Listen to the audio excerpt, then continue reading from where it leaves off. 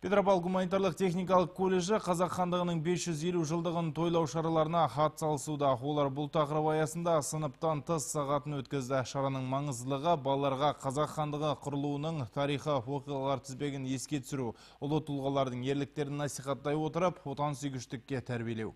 Гуманитарлық техникалық колледж Қазақ хандығының 550 жылдығына орай мұражай ашыпты. Бұл жерден сол кезде билік еткен тұлғалар, батырлар жайлы жазылған мол деректер табуға болады. Сондай-ақ көрмеде қару-жарақтар, музыкалық аспаптар мен ұлттық киімдердің үлгілерін көре аласыздар. Жәдігерлердің көбін оқушылар мен мұғалімдер өздері жасаған. Өткенімізді зерттеу, бұл күнге қалай келгенімізді, кімдердің арқасында жеткеніміз туралы құнды деректерді өскелең ұрпақ санасына құю маңызды дейді оқу ордасының ұстаздары. Қазақ хандығы әрине тарих сабақтастығы біздің өскелең ұрпаққа қажет. Өйткені тарихымызды білмейінше біз елдігімізді тани алмаймыз.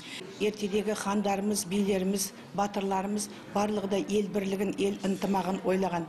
Міне соның арқасында біз қазіргі уақытта дәулетті де сәулетті өзіміздің үлкен елімізде өмір сүріп жатырмыз.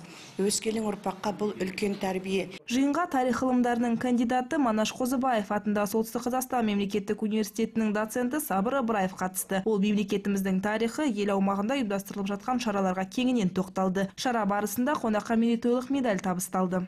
Мы знаем, что в Казахстане прошли много мероприятий. Қазақстанда Қазақ хандығының 550 жылдығына арналған көп шаралар іске асырылды. Тараз қаласында өткен негізгі мереке барысында елбасы Нұрсұлтан Назарбаев қазақ елінің тарихы 550 жылмен шектелмейтінін атап өтті. Қазақ елінің тарихы көне сақтар, ғұндар, дешті қыпшақтардан басталады. Тарихи деректерге үңілсек, олар әлем тарихында із қалдырған тайпалар. Бүгінгі сыныптан тыс сағат осы мәліметтерді дәлелдей түсті. Жалпы гуманитарлық техникалық колледжі ғимаратының өзіндік тарихы бар. Колледж студенттері бүгінгі шарада шағын театрландырылған көрініс ұсынды. Жастарды патриоттыққа тәрбиелеуде мұндай басқосулардың маңызы зор. Жалпы ұлттық құндылықты біз жастардың бойына сіңіре білуіміз керек.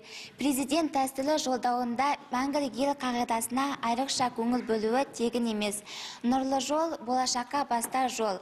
Осыған орай іргесі қаланған тәуелсіз мемлекетіміздің өркендеп өсуіне, оның қазіргі құндылықтарын сақтай отырып, ұрпақтар сабақтастығын жалғастыру барша халықтың міндеті. Айта кеткен жөн, Қазақ хандығының 550 жылдығына арналған жиындар өңірде әлі де жалғасын таппақ. Лаура Талипова, Юрий Скаков, ақпарат.